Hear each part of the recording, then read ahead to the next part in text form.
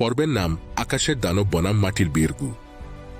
শহরের এক কোণে আসিফ একটি ক্যাফেতে বসে বই পড়ছিল। হঠাৎ মাটির নিচে এক বিকম্পন অনুভূত হল। আকাশ অন্ধকার হয়ে গেল এবং মেঘের আড়াল থেকে বেরিয়ে এলো ডক্টর মেহমুদের তৈরি একটি ফ্লাইং মেকা ড্রাগন।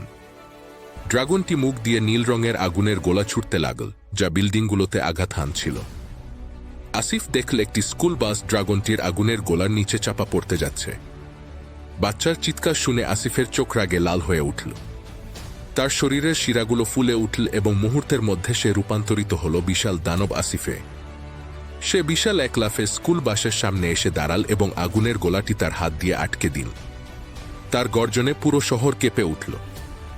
সংঘাত। যান্ত্রিক ড্রাগনটি আসিফকে লক্ষ্য করে লেজার ছুটতে থাকে। আসিফ দালান বেয়ে দ্রুত উপরে উঠে ড্রাগনটিকে ধরার চেষ্টা করে, কিন্তু ড্রাগনটি আকাশে উড়াল দেয়। বুদ্ধিমান পদক্ষেপ। কায়েস দূর থেকে ড্রোন পাঠিয়ে আসিফকে সংকেত দেন। তিনি একটি শক্তিশালী ম্যাগনেটিক বুস্টার আসিফের কাছে পৌঁছে দেন। চূড়ান্ত আক্রমণ। আসিফ বুস্টারটি হাতে নিয়ে ড্রাগনটির দিকে ছুঁড়ে মারে। এটি ড্রাগনের ইঞ্জিনে আটকে গিয়ে সেটিকে অকেজো করে দেয়। ড্রাগনটি যখন নিচে পড়তে থাকে, আসিফ এক বিশাল লাফ দিয়ে ড্রাগনটির ঘাড়ের উপর গিয়ে পড়ে। ড্রাগনটি মাটিতে আছড়ে পড়ে চূর্ণবিচূর্ণ হয়ে যায়। ডক্টর মেহমুদ তার ছোট পালানোর বিমানে করে চম্পট দেয়, কিন্তু তার প্রধান অস্ত্র ধ্বংস হয়ে যায়। দানব আসিফ ড্রাগনের ধ্বংসাবশেষের উপর দাঁড়িয়ে এক জয়সূচক গর্জন দেয়। ধীরে ধীরে আসিফ তার স্বাভাবিক রূপে ফিরে আসে। কায়েস তাকে এসে একটি কম্বল জড়িয়ে দেন।